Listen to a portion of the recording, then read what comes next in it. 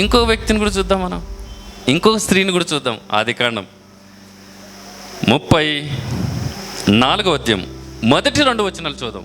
ఆదికాండం 34వ అధ్యాయం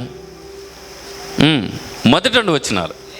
లేయా యాకోబునకు కనిన కుమార్తె అయిన దీనా ఆ దేశపు కుమార్తెలను చూడవెళ్ళెను. ఆగుదాం.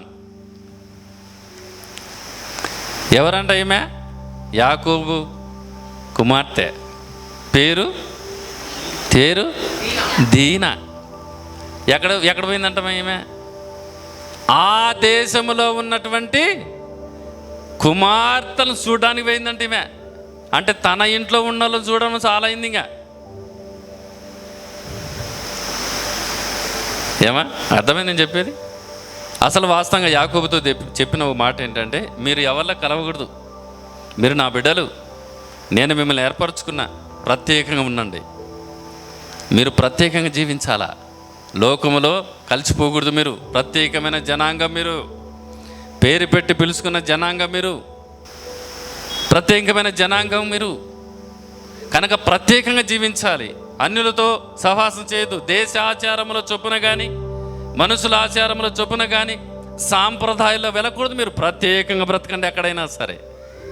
యాకోబు కుటుంబం ఏం చిన్న కుటుంబం అనుకున్నారా? ఏశావు యాకోబు కుటుంబం కలిసి నివసించలేనంత గుంపు ఉంది, కలిసి ఉండలేనంత గుంపు ఉంది ఆయన దగ్గర. అంత గుంపులో వాళ్ళందరినీ చూసుకుంటుండొచ్చుగా. ఏమో అర్థమవుతుందా? వాళ్ళతో చూసుకుంటుండో వాళ్ళ తల్లిదండ్రులు ఉన్నారు, అన్నదమ్ములు ఉన్నారు, పశువుల కాపరులు ఉన్నారు, గొర్రెల కాపరులు ఉన్నారు. తన ఇంటి సభ్యులు ఇంతమంది ఉండగా ఎక్కడ పోయిందంట? ఎవరిని చూడడానికి? మళ్ళీ చదువు అన్నమాట.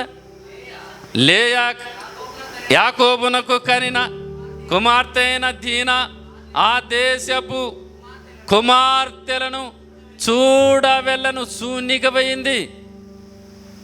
ఏమా ఎవరిని శూన్యక? వీళ్ళని చూస్తే బాగుండదు, వాళ్ళని చూసి వద్దామని పోయింది. ఏమైంది మనకందరికీ తెలుసు, దాన్ని వివరించాల్సిన అవసరం లేదు. ఆ దేశములు ఏలుతున్న హీవీడైన హామోరు కుమారుడైన షెకెము చూచి మళ్ళా నువ్వు ఎవరినైతే చూడనీకపోయినావో, దేశపు కుమార్తెను చూడనీకపోతే ఆ దేశపు కుమార్తెను చూసావో లేదు, కానీ ఇంకొకటి నిన్ను చూసినాడు. అర్థమవుతుందండి? మనం కొన్నిసార్లు ఇలా అనుకుంటాం, నేను ఒక పని మీద పోయి ఉంటే మరొకటి జరిగిందంటాం. చూడండి, అది అంతేనా? ఒక పని మీద పోయినాం మేము, మరొకటి జరిగింది అంటాం. ఈమె దేశపు కుమార్తె చూడనికపోతే ఈమెను చూసినాడు ఒక ఆయన, చూసింది తడవలా అయిపోయింది పని. ఎంత ప్రమాదం! ఏమా ఎంత ప్రమాదం! ఇక్కడ మిమ్మల్ని ఒక మాట అడుగుతా. మీరు ఉదయాన్నే లేచి మీ తల్లిదండ్రులకు ప్రైజ్లాడు చెప్తారా? మొదటగా దేవునికి స్తోత్రాలు చెప్పి డాడీ మమ్మీకి ఖచ్చితంగా చెప్పాలి. దేవునికి చెప్పండి స్తోత్రాలు, తల్లిదండ్రులకు చెప్పండి వందనాలు. అర్థమైందండి? ఇంకొకరికి వందనాలు చెప్పనికపోతే ఇక ఇట్టనే ఉంటుంది సంసారం. అర్థమైనా? ఏమా అర్థమైనా? ఈ దినాల్లో కొంతమంది వాస్తవంగా బైబిల్ ఏం చెబుతుంది? దేవునికి స్తోత్రాలు చెప్పాలి, మనుషులకు వందనాలు పెట్టాలి. ఓకేనా? బైబిల్ చెప్తున్నమాట అది. కానీ దేవునికి వందనాలు పెట్టి మనుషులకు స్తోత్రాలు చెప్తాము ఇప్పుడు మనం. అదే వచ్చింది తేడా.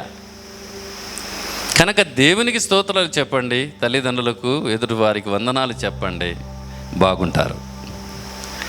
ఇంకొకరికి వందనాలు చెప్పనీకపోతే రివర్స్ అవుతుంది. అర్థమైందేమా? దీన్ని ఎక్కువ వివరించలేండి. కనుక మన చూపు ఎక్కడ? చూపు ఎంత ప్రమాదము.